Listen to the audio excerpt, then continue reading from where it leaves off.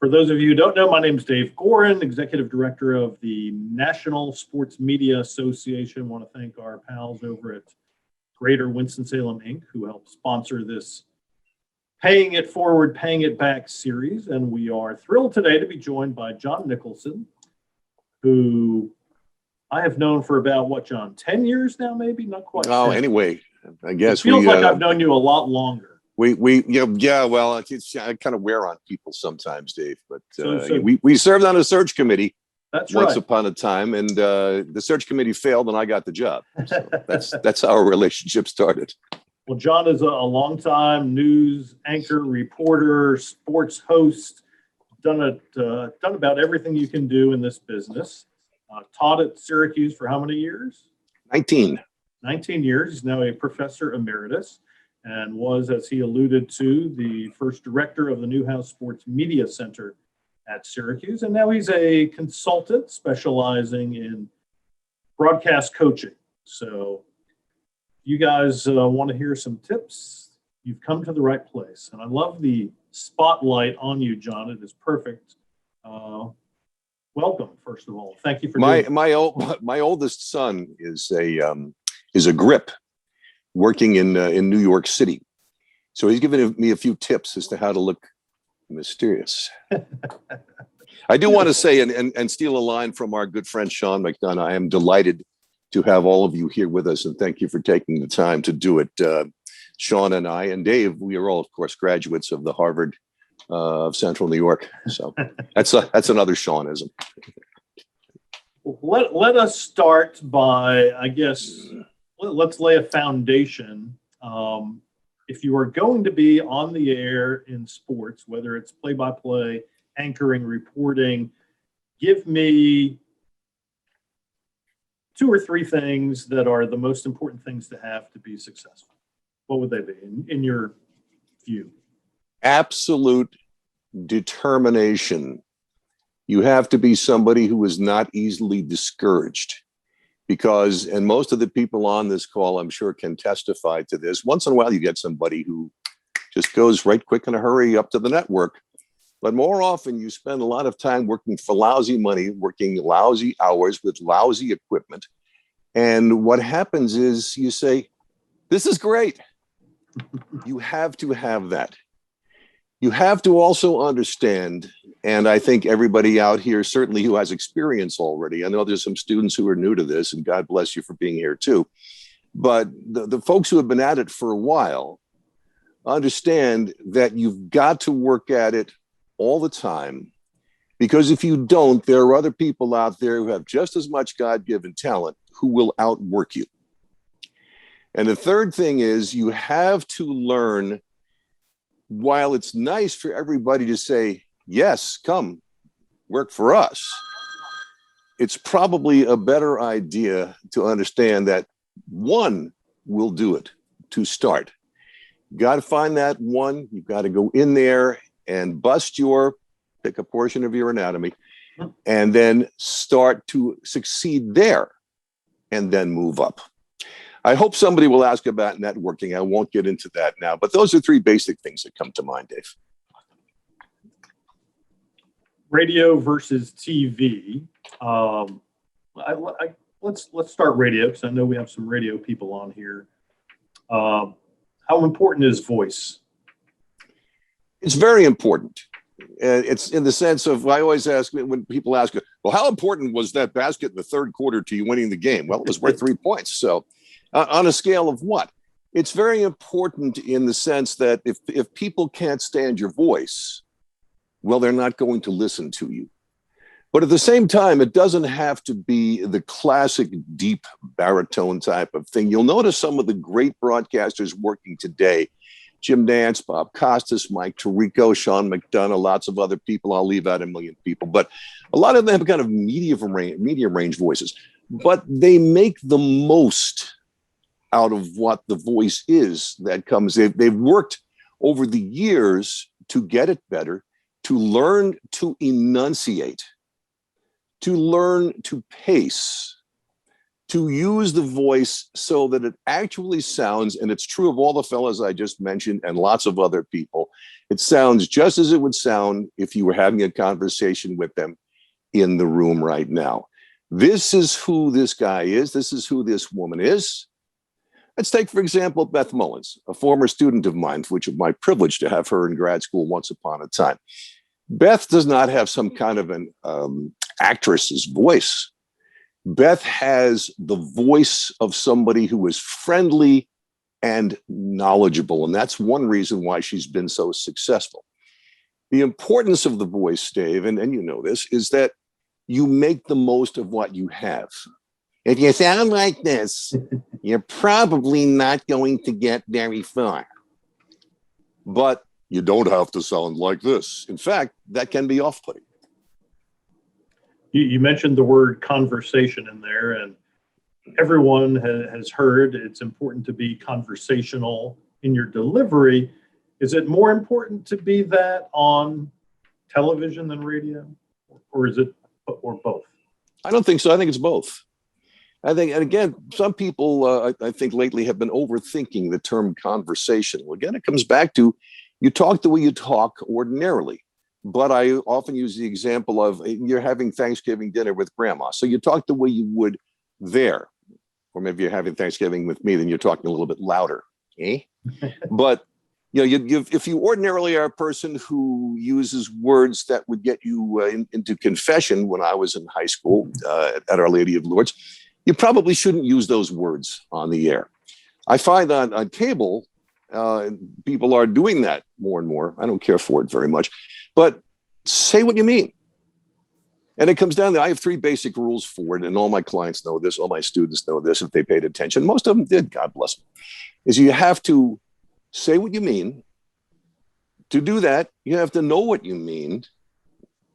And to do that, you have to know what you know. You have to understand your material. You have to understand what you've gathered. All right, so now I understand this stuff, and then this is what I mean to say. Now, how do I say it?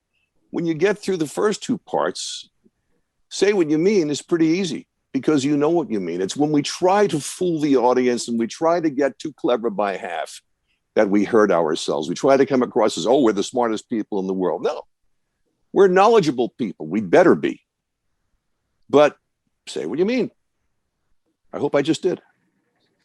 You have some least favorite words or phrases that you tweet occasionally that we all see on network news or local news.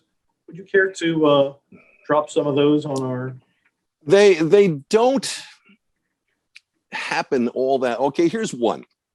Occur instead of happen. Occur. It's funny. My dad used to come in if my little sister was crying and said, "Oh, honey, what occurred?" And he was being like half serious because we don't say what occurred. We say what happened. Well, the incident occurred. We start talking like police officers or not particularly good PR people, which, by the way, is a hard job. And persons, I'm not a fan of persons. I went down the store last night. You know what? There must have been 8 or 10 persons in the store. Yeah. Was any of them named Chuck? Did he play for Auburn? I don't know. It's esoteric only for older broadcasters and people who are fans of the SEC. So yeah, stuff like that. There are millions of things like that. If you watch ABC World News tonight, you will see them used repeatedly. And somehow it's the most successful news program on TV. So what the heck do I know?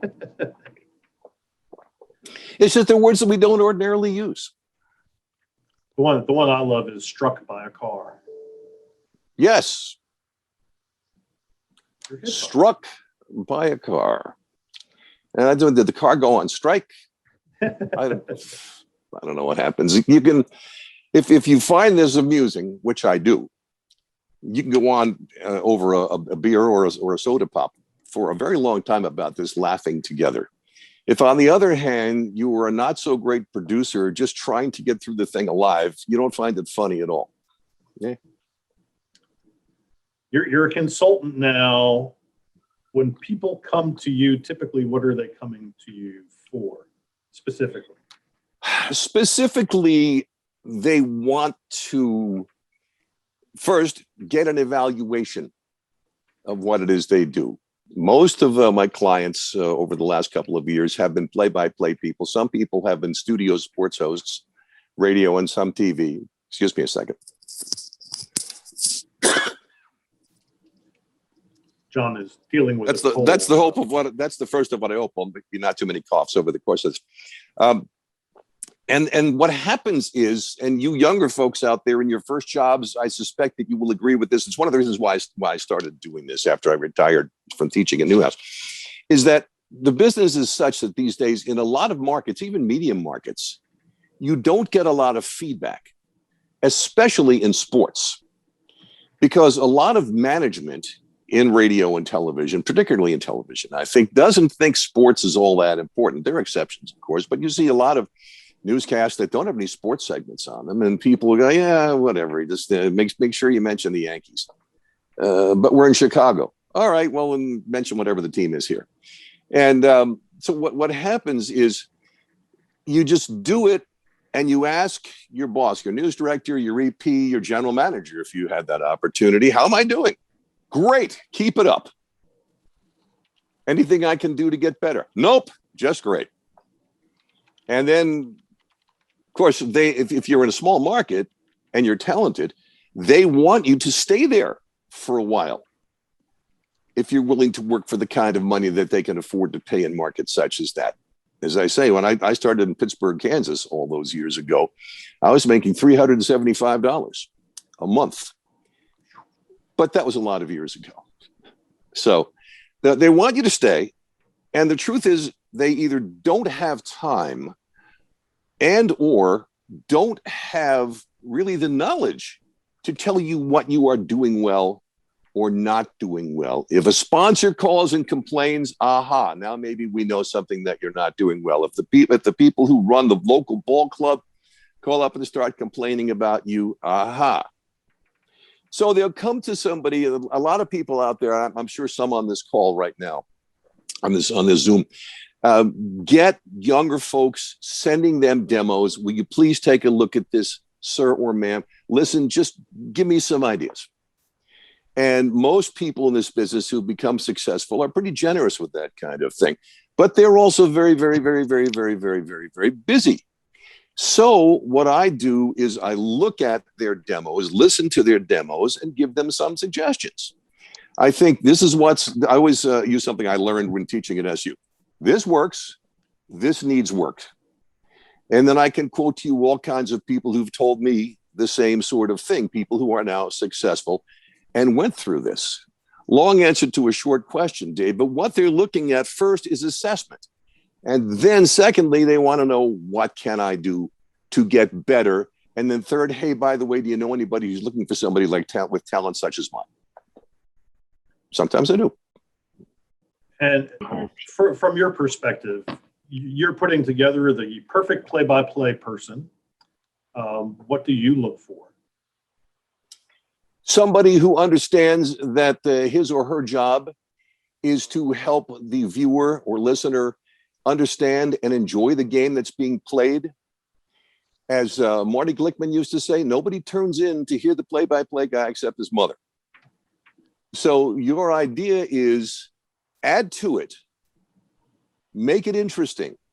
If you have funny things to say or informative things to say, by all means, say them, but don't drown the broadcast. And you should be somebody who, assuming you're working with a good analyst, so you should be somebody who can bring out the best in that person. Everybody I talk to these days, probably for the last 20 years, really, will say what has become, especially on television, the number one job of the play-by-play person is to set up the analyst or analysts.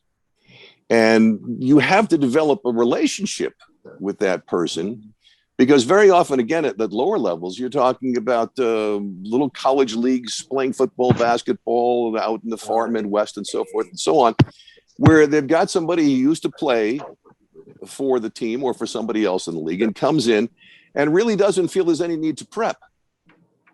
So you as the play-by-play person have to do not only your own prep, but you have to prep the other person without making that other person angry. Sometimes that other person doesn't know when to shut up. So you have to find a gentle way to do it. And you have to understand sometimes that analyst is going to talk over 3 plays. And at some point, you've got to find a way to say, okay, and then catch up right quick in a hurry. And telling that person you work with, I mean, developing that relationship to the point where you feel comfortable, hopefully, telling that person, hey, you can't be walking all over me all the time is very important. Oh, yeah. And it's all about diplomacy. And of course, those who've known me for a long time know I'm the king of diplomacy. But I'll give you an example. I used to call the U.S. Jump Rope Championships, which were on ESPN. And my analyst was somebody who was a world champion in jump rope and later on was with the Cirque du Soleil. And she was so wonderful because she would say to me, okay, so then we'll do this. And what will we do then? And I would say, okay, so I'll say something like this. Then what do you want to say? And then I would set her up and she would do it.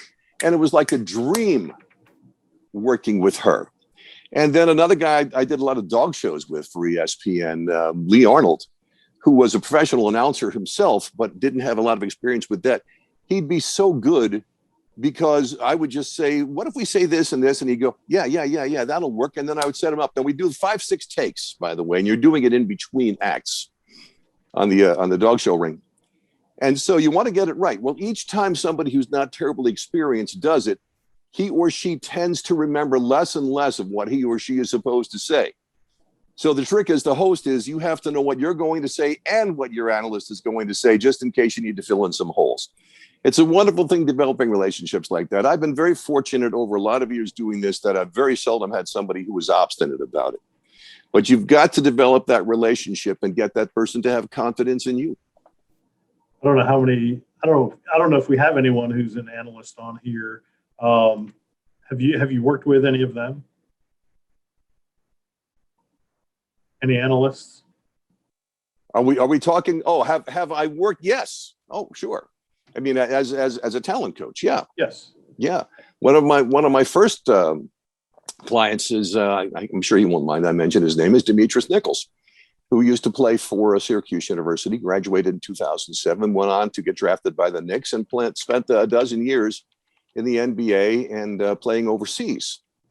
And when Demetrius came to me, we met pure coincidence at one point. And I said, hey, you're pretty good. What do you think about, He said, well, yeah, I do. So we worked together. He was just a blank slate. Blank slates, by the way, intelligent, interested people who are blank slates are the best to work with because nobody's taught them any wrong stuff yet. And it's wonderful. So yeah, I've worked with several people like that. And it's a whole different thing, because you're not telling them something that they already know and just want to have fine-tuned. If you're talking about an analyst, you're looking at it from, well, here's what I normally know. I've been an analyst from time to time, heaven knows why. But, people get desperate. I used to be the analyst on the Reno air races. That was kind of funny, but I knew enough. So the idea is I'll work with you and set you up. What you have to do with these folks is, what do you want to say? What do you want to talk about? If you try to cram it into your analyst, well, I want you to talk about this and this and this. Well, you've got the wrong analyst. You work with the person's skills and knowledge, and in your job is to make it easy for her or him to go with it.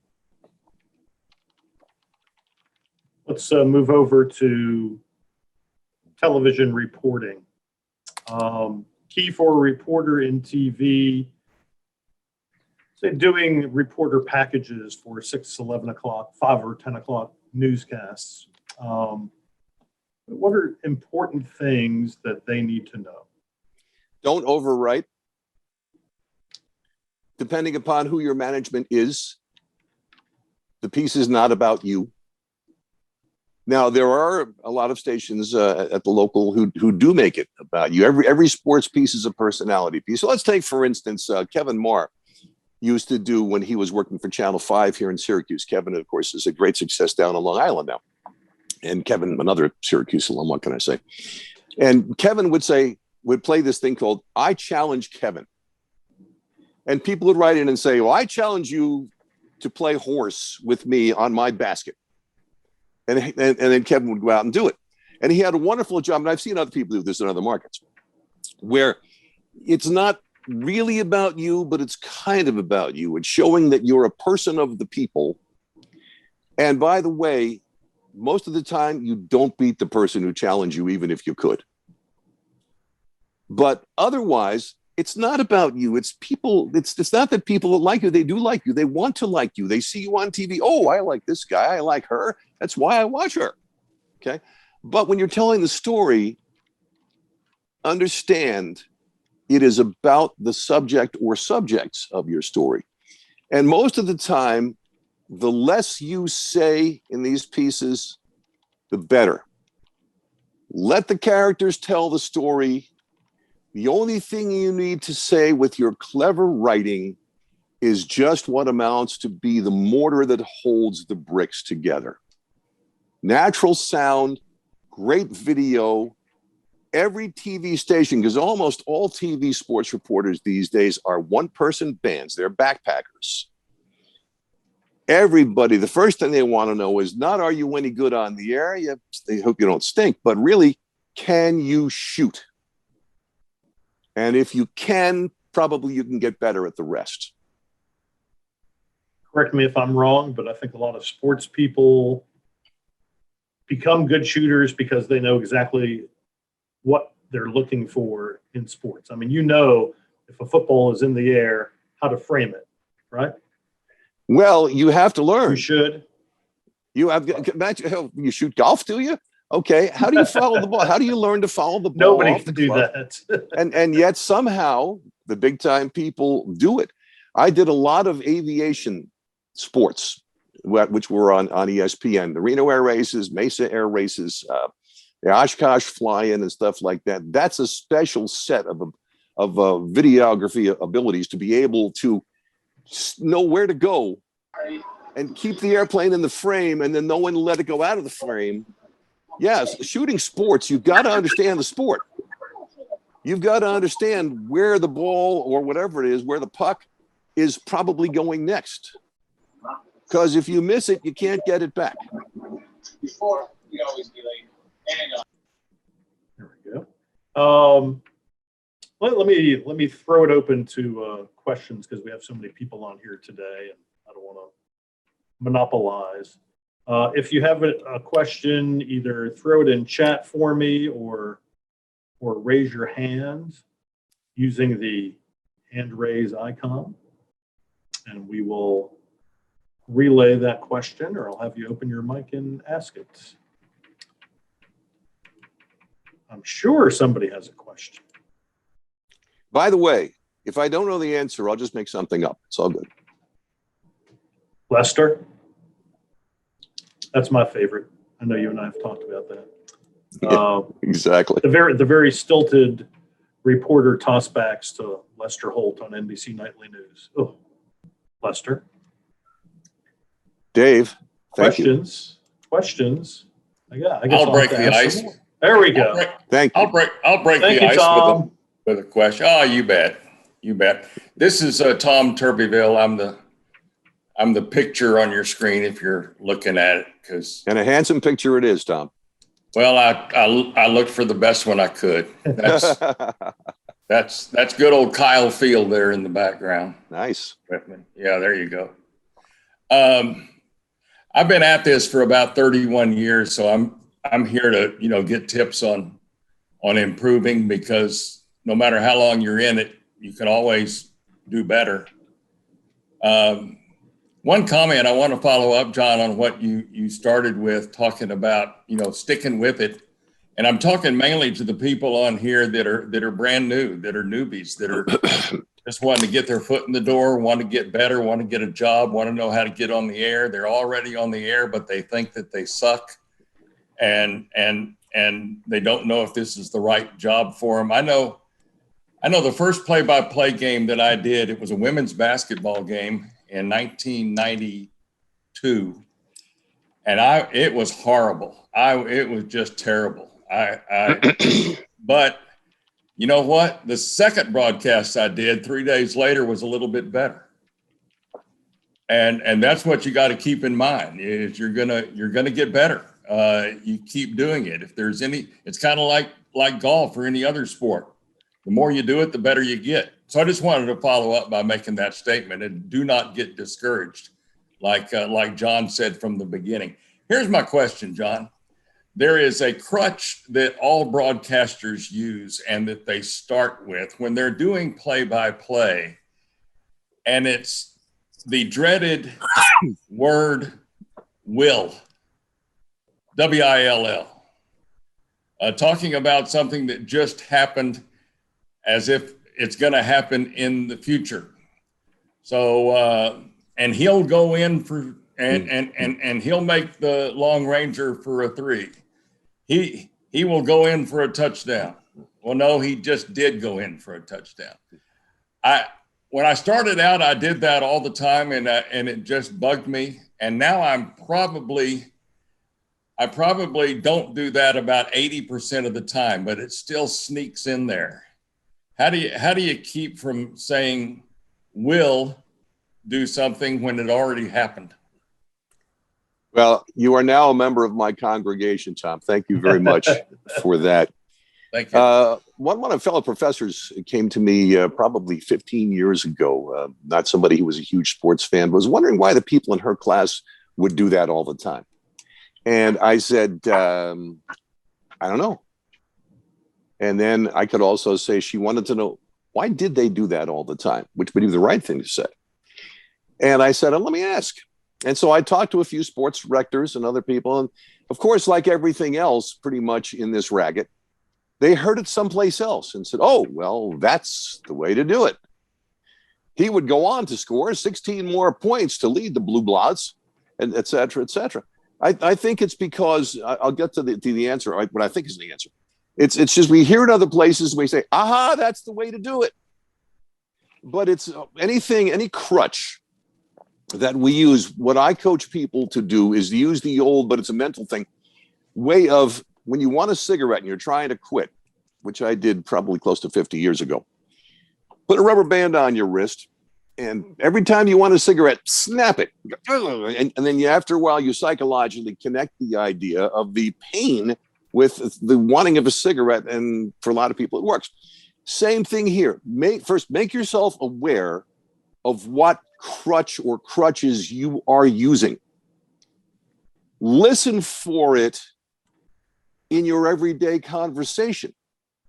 Ask your friends, your spouse, your significant other. Listen for it. And then every time, and you got to be patient with these folks, because if you really want them to help you, you've got to let them help you.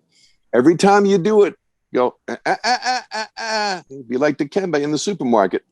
And don't say it. What happens is that people go, well, but if I don't use the crutch, what will I use? And the answer to that is nothing. A little silence is fine. But if you train yourself, you can do with I mean, you know, et cetera, and just train yourself in this case.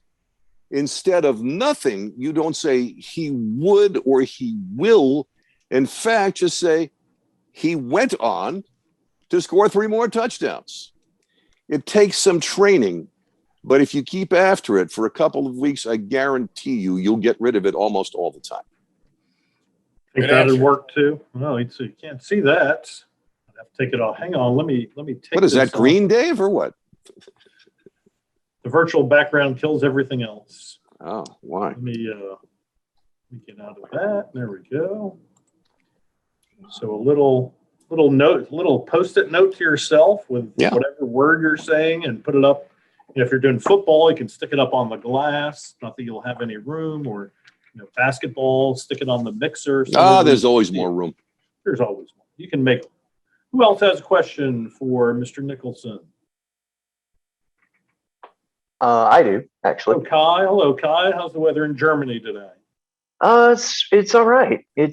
It's getting a lot warmer, and vaccinations are through the roof. We just broke the 1 million per day mark yesterday, so that's the equivalent to 4 million in the US, like for population equivalency. Right. So anyways, this I think has to do more with just where I am right now.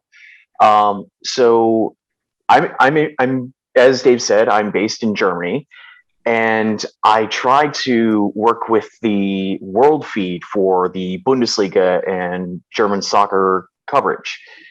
And before I even got in the door, I asked some of the commentators to see what if there was any chance for me. And basically, they didn't even need to hear the demo. They heard my voice and said, "No, you don't." And I said, "Why?" And they said, "You're American." And it's because they only hire Brits, unless you're someone like Steve Cherundolo, who played in Germany forever. Then they might hire you. But because I'm American, I won't get hired. So do you have any ideas about how I might be able to overcome that? Learn to speak with a British accent. Well, this No, is what it serious. sounds. This is serious. what it This is- sounds this is- like when I talk. Okay, go ahead. Sorry. Some of the most successful actors working in the United States these days that you would never guess otherwise than that they are brought up in Kansas or in California or something like that. In fact, are British or Australian or New Zealand or South African and stuff like that. They learn to do the American accent. The British accent, the easiest accent in the world to do, by the way, is a bad British accent. But to get an actual legitimate, we believe you British accent, maybe that takes a lot more work. It wouldn't be a bad idea to get somebody who is an accent coach to help you with that sort of things, because everything in the world is online these days. But just do something that makes you sound less American, maybe even more European, more global. But years ago, my agent at the time had just brought a couple of big-time people from Canada to Southern California to anchor the news in Los Angeles and San Diego. And she said, "Would you be willing to work in Canada?" I said, "Sure. However, Canadians do not hire Americans." I believe that's still true.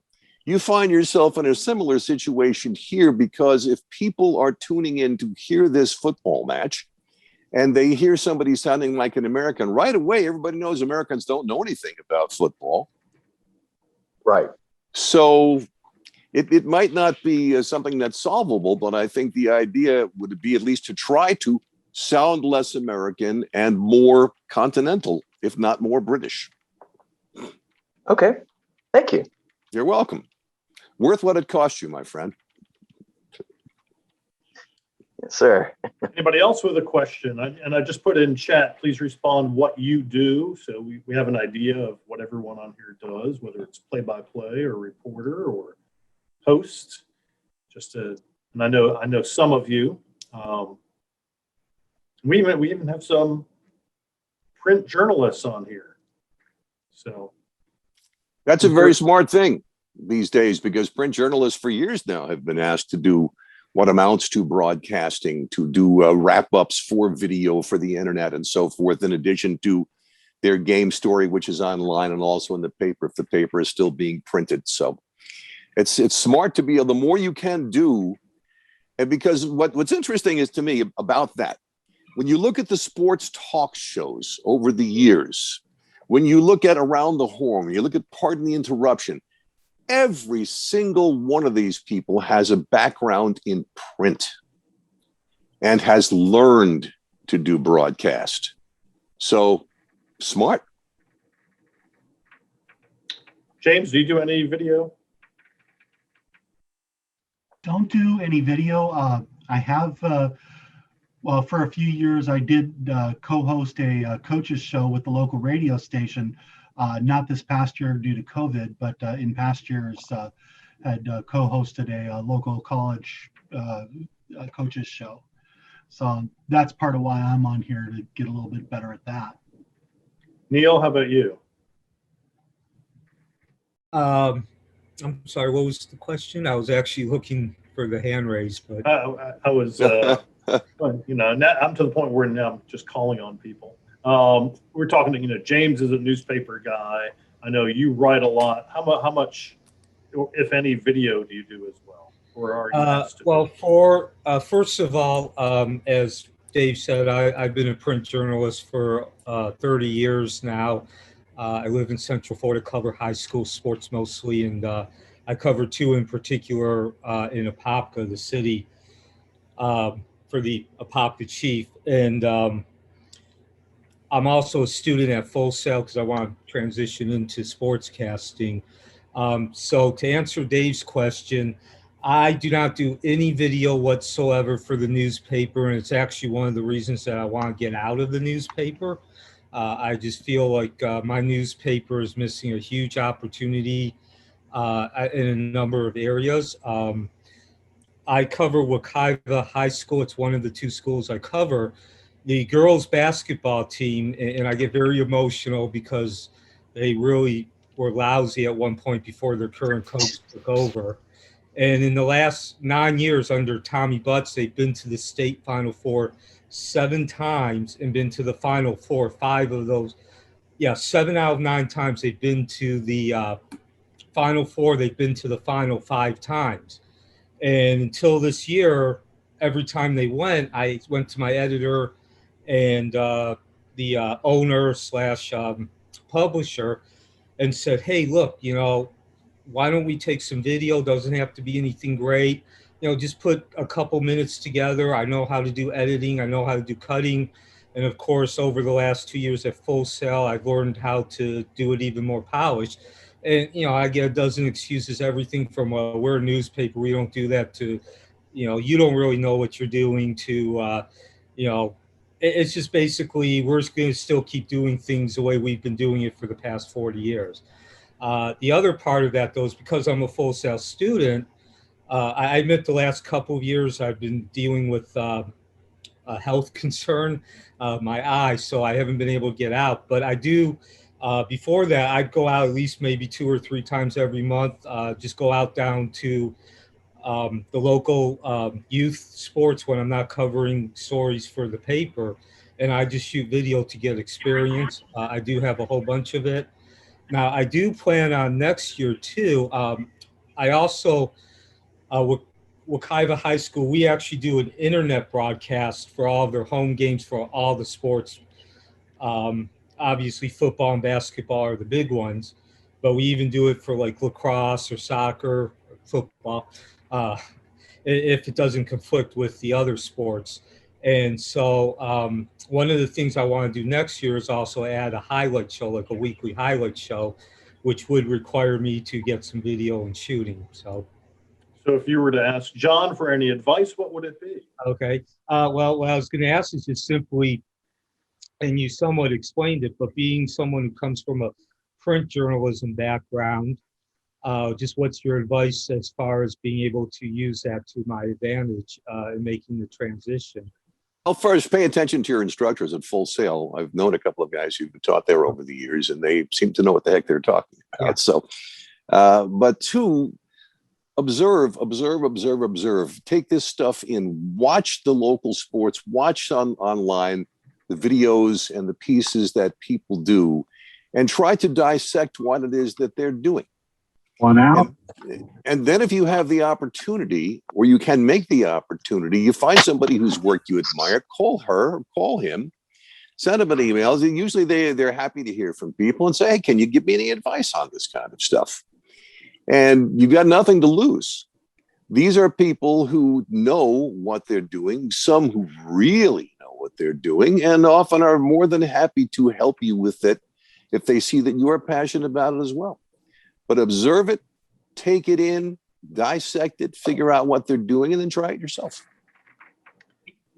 Well, thanks. I just also, too, just wanted to say, too, I have a horrible habit of what you were talking about, using the future tense, saying will. John Smith rounds third, and he will now score, making it 2-0. And well, you will now cut it out. What's that? You will now cut it out. Yeah, it's been a habit for so long. I even do it just when I'm talking to my friends, that I'm getting better at it, but I still go back and listen to the games, and I'm like, wow, I'm still doing it a lot more than I thought I was. I've seen this line in a lot of movies, and I say it with a smile and love in my heart. Try harder. Ask your friends to help you. Yeah. Your friends are your friends for a reason. Say, look, I want you to beat me up with this, not physically, but make me aware of this. Van has a question. Go ahead and unmute Van. Hi, John. Thank you for your time. Hello. I'm a multimedia journalist and Orange. I'm a recent Newhouse grad. And my question for you is, with your experience both investigating, and general assignment reporting with more than 25 years. Problem is you're going in and out, so I can only hear about half of what you're saying. Can you hear me now? Vaguely. I'll try to listen really hard. Sounds like you're far away from the microphone, wherever it may be. Hold on, I'm going to turn the volume up. How about now? That's better. Yes. All right, so I'll start. So you're a recent Newhouse grad, and now? Yep. Multimedia journalist. I may go in the realm of news, but my question for you is, with your experience as doing both investigative and general assignment reporting, what is one thing you would, if you could offer any advice to someone just coming out, starting off in the industry, what would you tell them? Of course, we lost the last part. What is one thing and what piece of advice for people just coming out? And I'll take maybe it's just the connection. I'll hang up and listen. No, just kidding. So, now, can you hear me? Yes. Right. But of course, when we get to the important part, I won't. So let me just take a stab at it here. First, listen carefully to everything Olivia tells you. Number one. Second, listen carefully to everything Olivia tells you.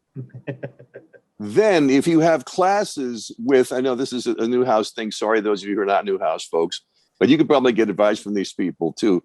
Listen to, if you've had Stephen Fonte for a class, listen to Steve. Listen to Matt Park. Listen to the other people who teach these classes.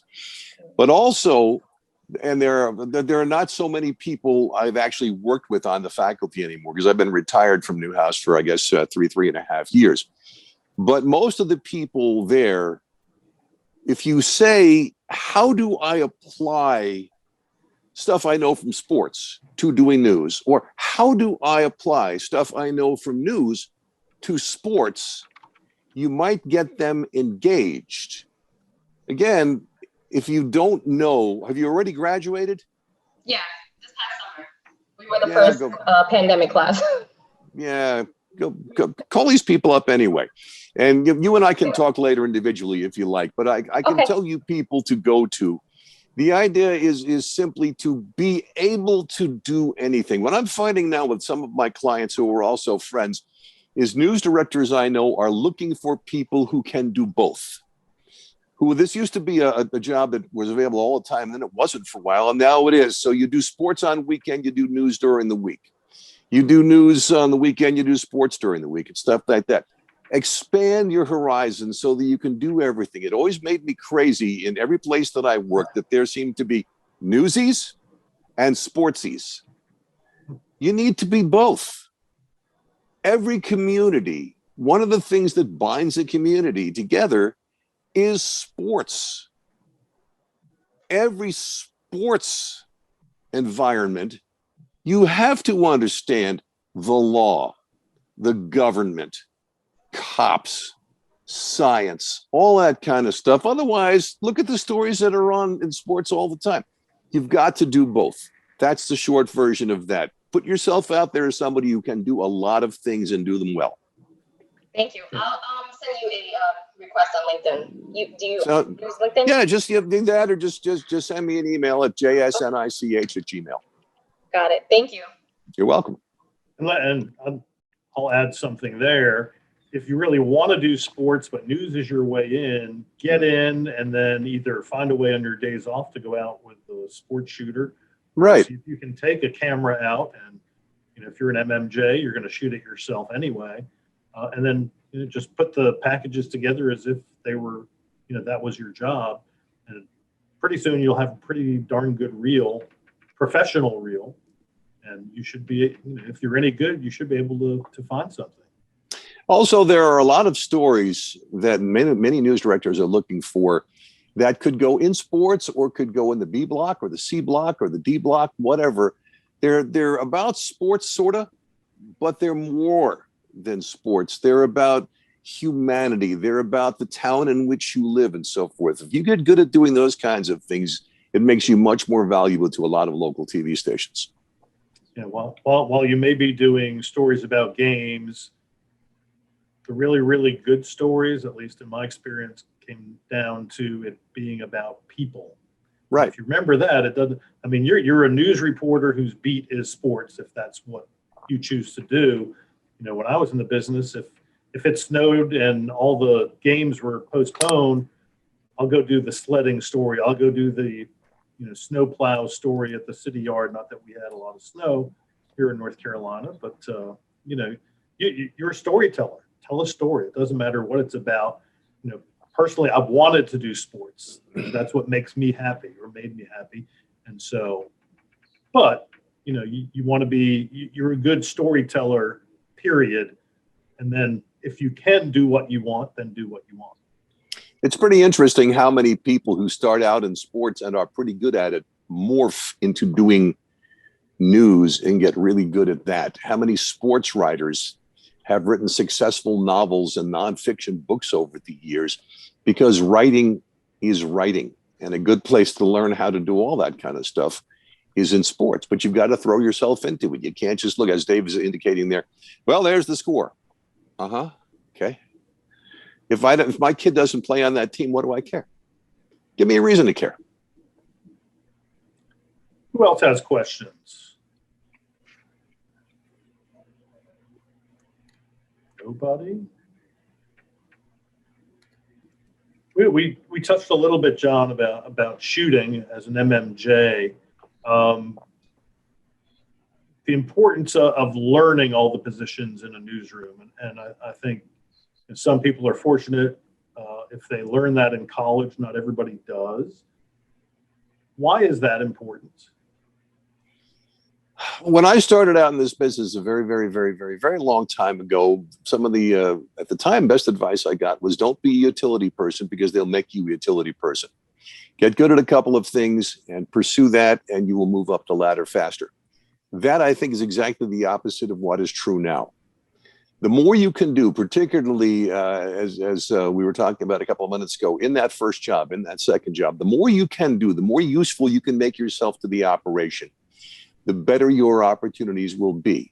Plus, if you know how to do all this stuff, so you can do it, sometimes it turns out, wow, I really like this stuff. But two, if you understand, you want to be a sports anchor, and so you've never done anything but practice being in front of the camera behind the microphone.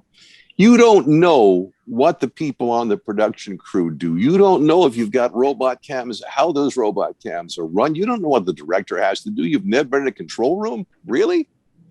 If you understand everybody else's job, it makes it easier for you to make everybody else's job easier. And therefore, most of the time, those people will work harder to make your job easier for you. And I've seen so many people at the network level now who have preached that to students in my class, or preached that to me. Go in there and let me know what it is I can do to make your job easier. I'll do it. That goes a long way. So learn how to do everything. One, it'll make you get along better. And two, you might find something that you actually like better than what you think you want to do.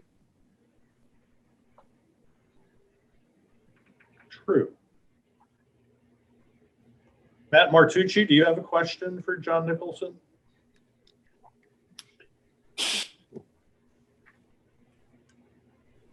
I'll throw out another thought to keep it going here. Go right ahead, Tom.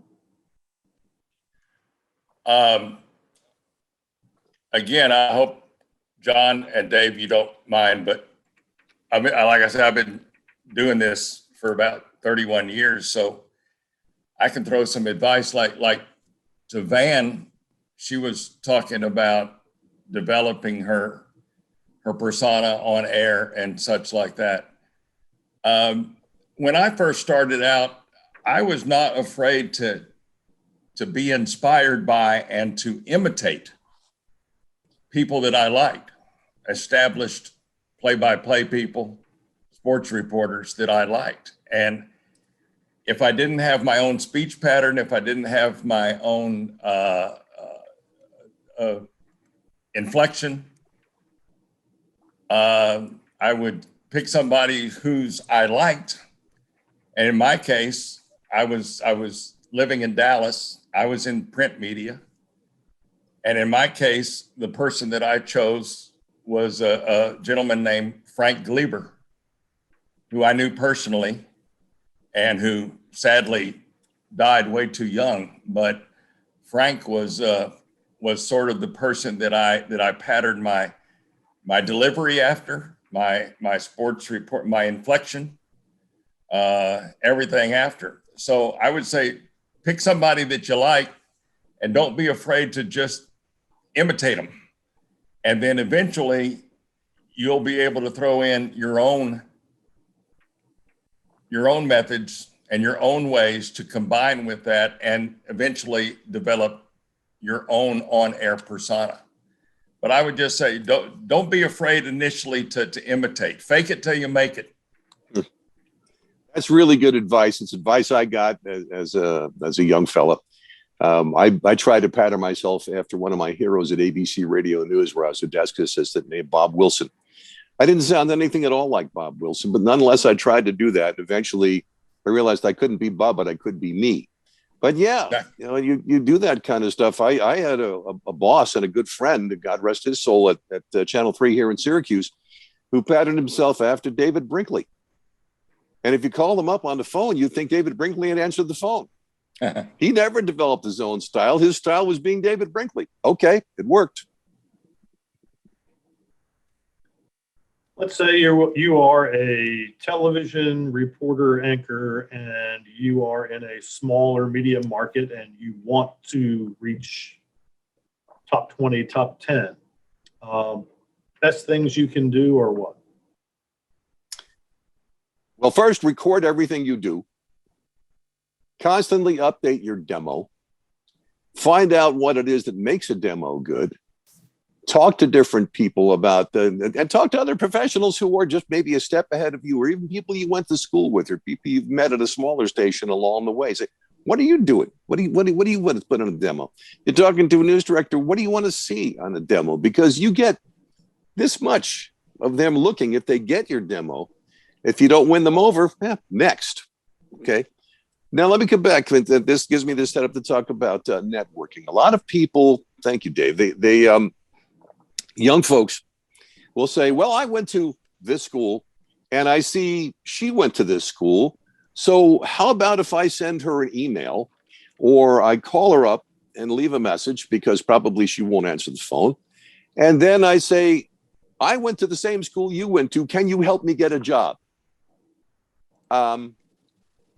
No, not how you do it. How you do it is to network with people. That is to say, get to know people, connect with people before you have anything to ask them for other than advice. And maybe, can you take a look at my demo? Would you take a look at my resume? But mostly, I've watched your work and don't call somebody, contact somebody and misspell the person's name, get the station she works at wrong, suddenly realize actually this person is not there anymore. Do your homework.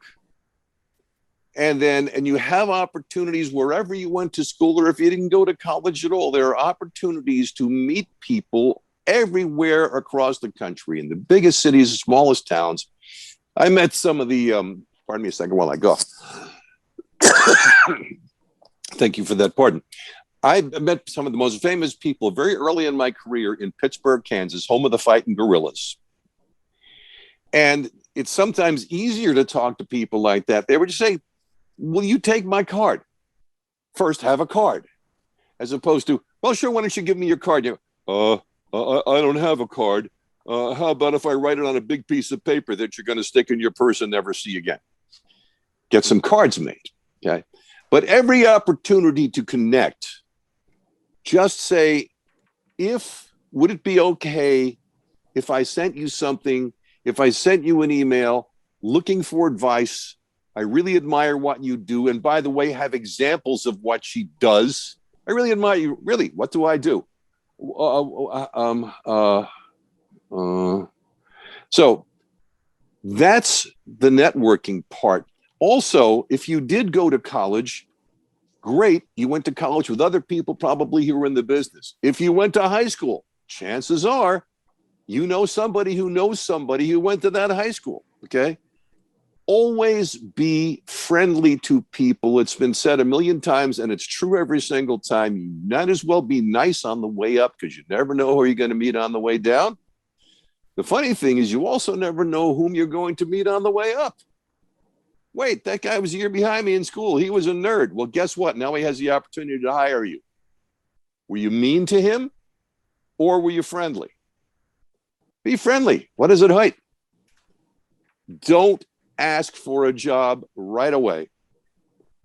Unless, of course, you know there is a job available, and then be specific about it. But you should build these relationships long before it reaches a stage where you then can say, hey, can you give me some advice? I heard there's this job at your station or at your network. Can you give me any advice on how to pursue that? You're always asking for advice. Understand, if you're in this business right now, people are already making requests of you. If you're at the network level, you have people whose job it is to keep people like you and me from bothering them.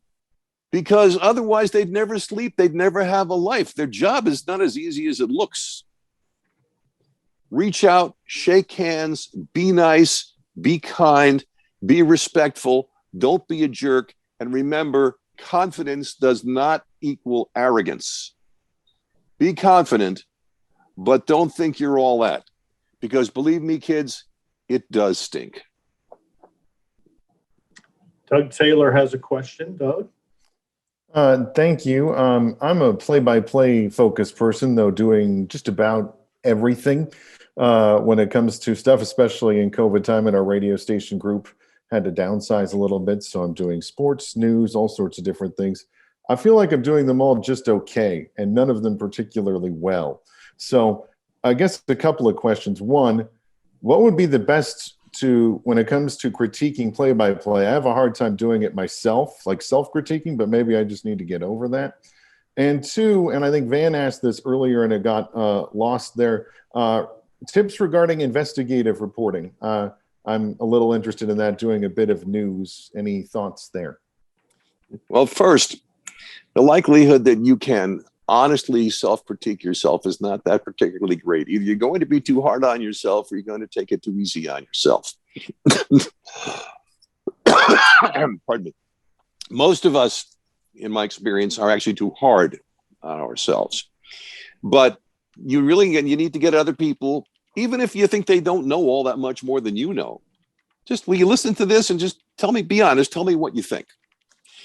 Investigative reporting, once upon a time, I actually was put in charge of an I-team in Jacksonville, Florida, which is a pretty good TV market, actually, and had to rely on my, 15, 20 years experience at that time of how to go about this. Investigative reporting is something that it's an easy title to put on things, but how much actual investigative reporting is done, there are stations, and I have two former students who work at it in major markets. One's in Milwaukee, one's in Minneapolis, St. Paul. And I know I have some others as well, but those two come to mind immediately. They're very, very good. You have to be the kind of person who is willing to go through call after call, turn down after turn down, FOIA request after FOIA request, finding the information about something that seemingly matters. And then ideally to be able to convince people who know about it to trust you, to talk to you about it, either off the record, but preferably on the record. It's a very hard job. Investigative reporting, I believe, has to be in your blood. It's not something that you can do as a dalliance. You have to really want to do it. So my suggestion is figure out what reporters you're aware of who are serious investigative reporters. Take a look at IRE, see what the membership is, Investigative Reporters organization, and see who does this good work. And is this the kind of stuff you really want to do? Plus, there aren't that many stations left that will spend the money on letting an investigative team go after stuff for weeks or months at a time in hopes of getting a really good story and serving the public. And then a lot of times the public doesn't care anyway. So it's a tough racket. As I said, you've got to love it. Look out there, see who's doing it, and see, how does she do it? How does he do it? And if you contact me afterwards, I can give you a couple names of people to check out and see. But other than that, when you're doing a bunch of stuff reasonably well, you can try each of these different things, concentrate for a while. It may be that you'll do all of them okay.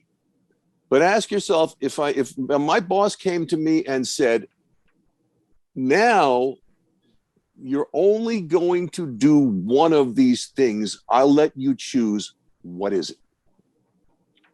Think about that now before the boss comes with that question. Thank you. You're welcome. Thanks for the question. Anyone else have a question for John?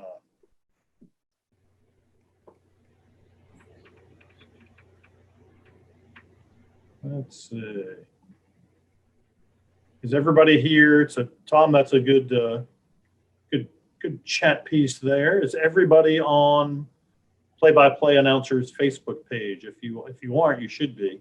It is really good, as he said. Sam, you have a question? Yeah, just a quick one. John, great to see you, and thanks for doing this. You're welcome. Yeah. Can I tell him you're a client? Sure. Just did. No. I might be lying. Yeah, you might be. My question is pretty simple. How would you offer advice to someone who's looking to build confidence, whereas they do something and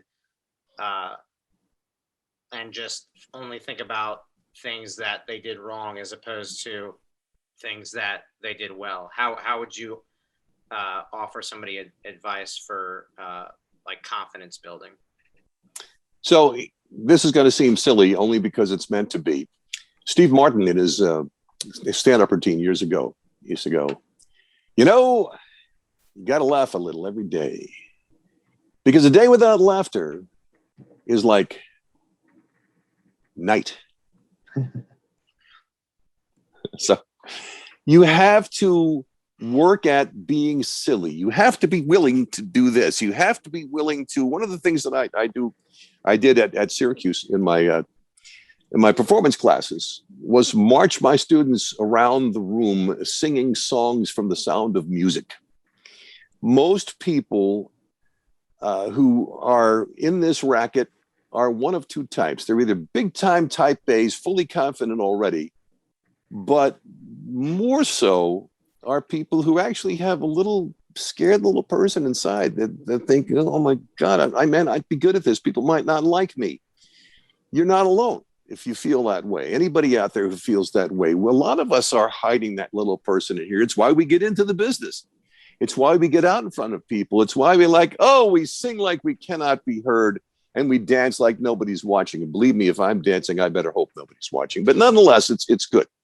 So the idea is, and you and I can talk about this later on if you want, but for everybody's benefit, just you have to learn to be silly. You have to learn to practice all this stuff and make mistakes sometimes on purpose, to the point where you realize, even if, and I'll give you another example, the number one anchor in network news today, and for the last few years, a young fellow from outside of Syracuse named David Muir. And God love my wife, she watches him every night, and I watch a lot. He stumbles probably 2 to 3 nights a week. on the network news for which he gets paid millions of dollars to do. That's okay. Keeps going. It's a matter of getting used to the idea of we all make mistakes. We all aren't good every single time. Don't worry about it. It's just not a big deal. Easy to say, I know, and not as easy to do. But it's a matter of keeping after it all the time, and it's a matter of letting yourself laugh and enjoy it. Understand that most of the time when you make a mistake and people are laughing, they're laughing with you, not at you. I'm going to ask one quick follow-up. Go right ahead. How do you avoid burnout in this industry? Just simply put. Have other things to do. Have, you don't necessarily even, if you don't have a dog, maybe get a dog. I wouldn't recommend a cat, but I'm not a cat person. Run, swim, jump, hop, sing, do all this kind of stuff. Take a day off from it, maybe every week or two. Don't turn your TV on. Don't read the internet that day. If your job won't allow you to do that, then at least take an hour or two every day where, okay, I'm not doing this now. And again, it comes back to deliberately being willing to go, that's ridiculous. Because once you train yourself to do that, it does get easier. Now, if you find you get burned out by this business because it's just not fun anymore, it's probably time to ask, what else might I want to do? And how could I do this differently so it would be fun again? Because it's easy to get beaten down in this business, whether you're talking about news or sports or meteorology or whatever. When you're doing essentially the same thing, just different content every day, you have to find ways to make it fun for yourself again. You have to be intellectually curious. You have to understand, I'm not doing this to make sausage. I am doing this because it interests me. So go back and take a look at all the reasons why you got into this back when you were an undergrad, Sam, and why when you're doing it now, and why are you here, and what's fun and what's not. And when you can identify those things, I think it makes it easier to say, oh, well, I'm okay. Now I'm refreshed. Those are some of the things you can try. Thank you so much. I appreciate it. You're welcome. Let me add one thing to that, John, if I might, or if I may, if I can. I would recommend that everybody have a plan B, and this is speaking from experience. When I got let go after 24 years in local TV sports, I was 48 years old, and it's really all I had ever done, all I really wanted to do. And after a while, you get comfortable doing it, and for a lot of people, at least for a time, you think it's all you can do, which couldn't be further from the truth. But have a plan B in mind. I got lucky with this job. Just perfect timing. But but then you made the most of it, Dave. Just saying. Well, that's what you do. That's something to keep in mind. But have that plan B. What do I want to do? What will someone pay me to do? What am I able to do? I couldn't teach high school Japanese because I never took it. So find something that you can do, something that, ultimately you have to be happy in what you're doing. So make sure it's something that you want to do. And obviously it has to be something that someone will hire you to do. So I just wanted to throw that in there too, because. And here's a hint for you. It's not law school. There you go. True. I can't tell you how many former students I've had come to me 4 or 5 years out of school and say, well, I want to go to law school now. Why? Well, I don't know. Okay. No. I can add to that, Dave, about the plan B. My quick story is for 21 years, I was a co-host and sports director of a morning radio show that meant I had to wake up at 4 a.m. every morning, and I did for Monday through Friday for 22 years. And I got burned out from doing that, actually. I never got used to waking up, at 4 in the morning. I hated it every morning. But I loved what I did once I got to work. But after 21 years, I decided to retire. And I probably retired too early because I had nothing else to do. And 2 years ago, I started my own online play-by-play company with high school sports. And I got online and figured out how to do it and how much it would cost me and how to find a streaming service and the equipment that I would need, and went out and sold sponsorships. And now 2 years later, I'm doing what I love. I'm doing it on my own schedule. I'm seeing a whole lot of high school sports, and I'm making a pretty decent retirement income out of it. That's my plan B. And if anybody wants to know how I did it, I'll be glad to share it with you. I just put my email address on the chat line. But that was a pretty good plan B for me. Yeah. Thank you for sharing that. That's I think we did it. It might have been our last awards weekend when we did our Sports Media Convergence Summit. I think it was, in fact, 2019. And I think John Chalesnik from STAA led the discussion on how to make money at being a play-by-play person. And you just laid out the business plan, Tom. Yeah. You can make money doing high school sports. You figured it out. How do you do the streaming? What equipment do you need? And then, it's good to have that sales background, no matter, I think, where you are in this business, because it'll come in handy. You need to work hard. You need to stick with it. You need if you don't already have a laptop computer, it'll cost you about $500 to get started. If you don't have a laptop computer, it'll be $500 plus a laptop computer. And that's pretty much all it is.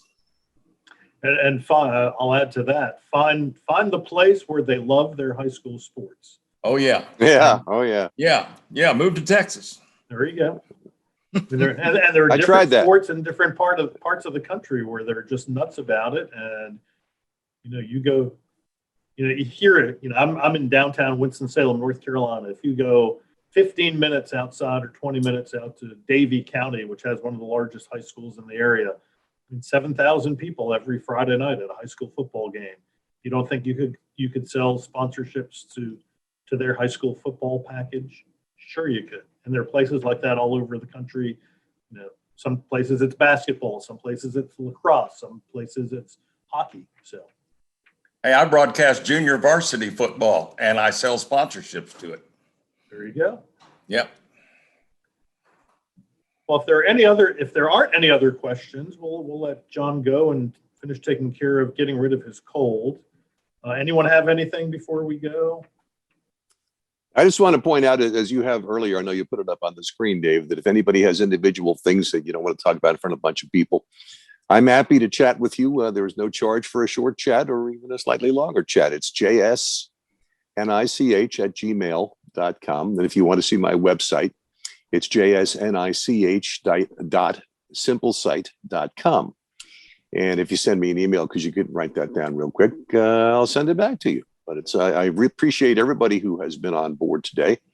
Hope we didn't give you too much stuff that wasn't all that helpful. But again, I'm thrilled to see what some people saying. Yeah, that's right, of course, because the experience for an awful lot of us, while different in different ways, is very much the same in most ways. And again, it comes down to, if you really want to do this, you can, but it's going to take a lot of work and persistence and preparation, all the way from the point where you're making $100 a week to where you're making $100 million.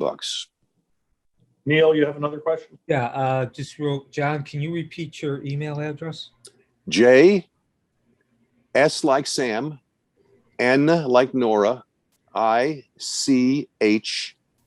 @gmail.com. Thanks. And I have You're it. welcome. I put it in the chat window if you see it you can find your way there. If not, I'm happy to email it to anybody or whatever. With that, John, I can't thank you enough for your time. Always enlightening, and hopefully we'll get to see you in person maybe in December. We're hoping to do our awards weekend, which we just delayed again. It's not going to happen in July. We're hoping it will happen in December. I need to raise some money before we do, and hopefully that'll happen. Let me put in a little plug for NSMA. If you're not a member, I highly encourage you to join. We do these things not necessarily on a regular basis, but at least once a month, if not twice. We started it when everyone in this building was sent home last March. We were doing them weekly, and they've all been fantastic. And then the networking that happens through this organization is off the charts. Anybody in this business, sportscasting, sports writing, has been to our awards weekend. So give it a thought, consider it. You've been on the website, obviously, because otherwise you wouldn't have signed up. nationalsportsmedia.org. And we look forward to seeing you all on future. And if you have any ideas on subjects you'd like to tackle, please send me an email and we'll make it happen. John, thank you. Everyone else, thanks very much. My pleasure. Good night. Thank you.